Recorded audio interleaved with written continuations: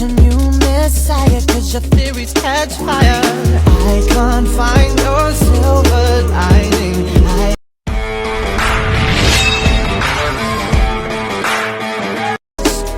But when you Berikut adalah contoh penjelasan dari masing-masing kategori data berdasarkan sumber data, sifat data, jenis data, waktu pengumpulan, dan cara menyelesaikan data. Yang pertama, sumber data. Sumber data merujuk pada asal data tersebut diperoleh. Data dapat berasal dari sumber utama atau primer atau dari sumber yang sudah ada sebelumnya atau sekunder. 1. Data primer.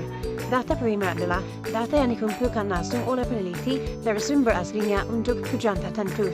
Contoh, seorang peneliti di bidang kesehatan mengumpulkan data tentang kebiasaan makan pasien diabetes melalui wawancara dan kuesioner yang dibagikan langsung kepada pasien di klinik. Dalam hal ini, data yang diperoleh adalah data asli yang belum pernah dikumpulkan sebelumnya. 2. Data sekunder. Data sekunder adalah data yang telah dikumpulkan dan disimpan oleh pihak lain, kemudian digunakan kembali untuk tujuan penelitian yang berbeda.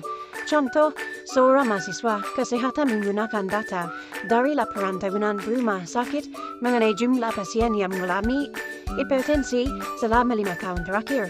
Data ini sudah ada sebelumnya dan tidak dikumpulkan langsung oleh mahasiswa tersebut.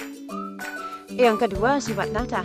Sifat data dapat dibedakan menjadi kuantitatif dan kualitatif. 1. Data kualitatif adalah data yang berbentuk deskripsi atau kategori dan tidak berbentuk angka.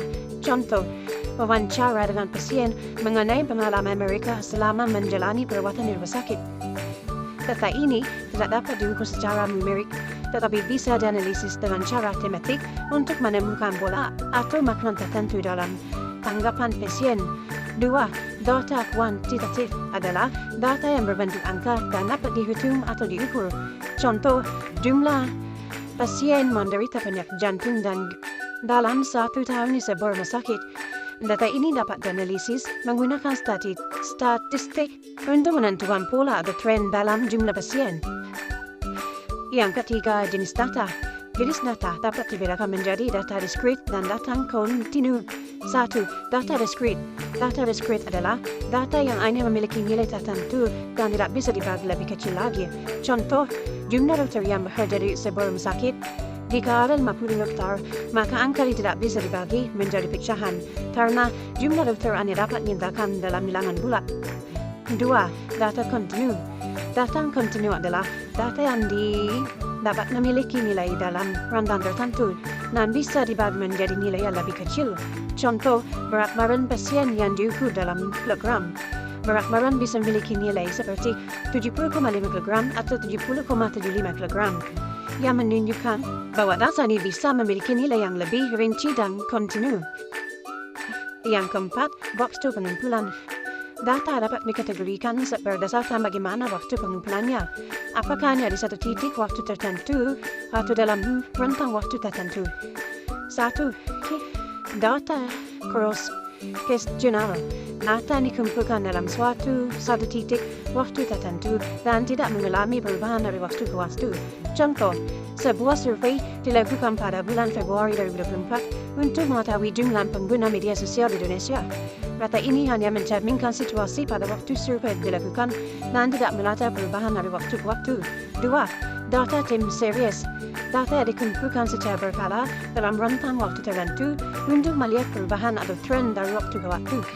Contoh, data harga emas dari tahun 2000 hingga 2024 yang digunakan untuk menganalisis tren kenaikan harga dalam 2 dekade terakhir. Yang kelima, cara menyelesaikan. Cara penyelesaian data mengacu pada bagaimana data dianalisis, apakah hanya dideskripsikan atau digunakan untuk membuat kesimpulan lebih lanjut. 1. Data deskriptif. Data yang hanya disajikan dalam bentuk ringkasan tanpa melakukan analisis lebih dalam atau membuat prediksi. Contoh, sebuah perusahaan detail menganalisis data penjualan dalam 1 bulan dan menyajikan laporan bahwa produk dengan penjualan tertinggi adalah pakaian kasual. Tidak ada analisis lebih lanjut untuk mencari guna sebab akibat atau membuat prediksi. 2. Data inferensial. Data yang dianalisis menggunakan metode statistik untuk membuat kesimpulan atau prediksi berdasarkan sampel. Contoh, seorang ekonom menggunakan data tingkat pendidikan dan pendapatan untuk membangun model regresi yang memprediksi pengaruh tingkat pendidikan terhadap pendapatan seseorang di masa depan. Kesimpulan, kategori data membantu dalam memahami bagaimana data dikumpulkan, sifatnya, jenisnya, kapan dikumpulkan, dan bagaimana cara mulanya. Dengan memahami setiap kategori ini, kita bisa lebih efektif dalam memilih metode analisis yang sesuai dengan tujuan peneliti atau bisnis yang ingin dicapai.